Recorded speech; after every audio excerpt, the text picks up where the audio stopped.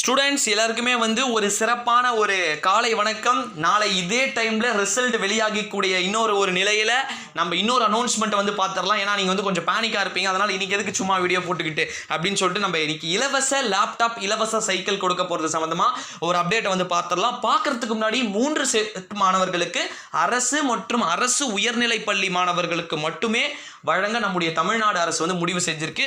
இப்போ நீங்கள் ஸ்க்ரீனில் பார்க்கலாம். ஒரு லைனை ஸ்கிப் பண்ணாமல் பாருங்க. அதை அண்டர்லைன் பண்ணி வச்சிருக்க லைனை மட்டும் நல்லா பாருங்க. அதாவது மடிக்கணினிகளுடைய விலைகள் இந்த லாக்டவுன் காரணமாக வேர்ல்டு லெவலில் அதிகரித்ததன் காரணமாகவும் யாரும் டெண்டர் எடுக்க முன் வராததன் காரணமாக மட்டுமே தற்போது வரைக்கும் எந்த விதமான மாணவர்களுக்கும் மடிக்கணினி மற்றும் இலவச லேப்டாப் இலவச சைக்கிள் வழங்கப்பட தமிழக அரசு முடிவெடுக்கவில்லை அப்படின்னு சொல்லிட்டு ஹைகோர்ட்ல, அதாவது சென்னை உயர்நீதிமன்றத்தில் வழக்கு தொடர்ந்திருந்தாங்க. அதில் சொல்லியிருக்காங்க.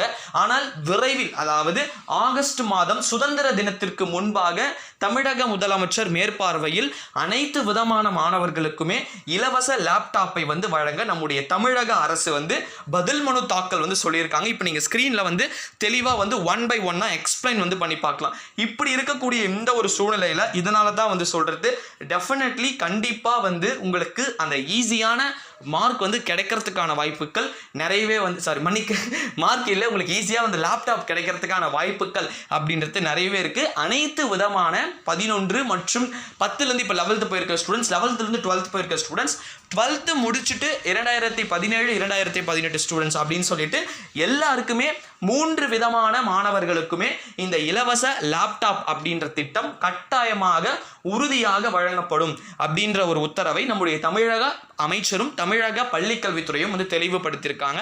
ஓகே ஸ்டூடெண்ட்ஸ், நம்ம சேனலுக்கு நீங்கள் புதுசாக இருந்தால் சப்ஸ்கிரைப்